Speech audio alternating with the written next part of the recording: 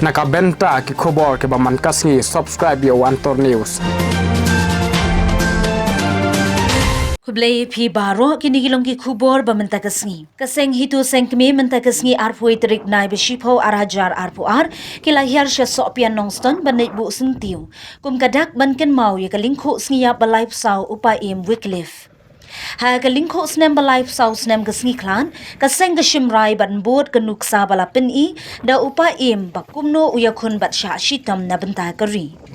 Usim ubayo ijngai ubashlur bat ubanuot banile persya ya ke sarkar India ka blapha soy jubor ya kisim da ka bapen up da kitang suloy ban soy ya ka IOA.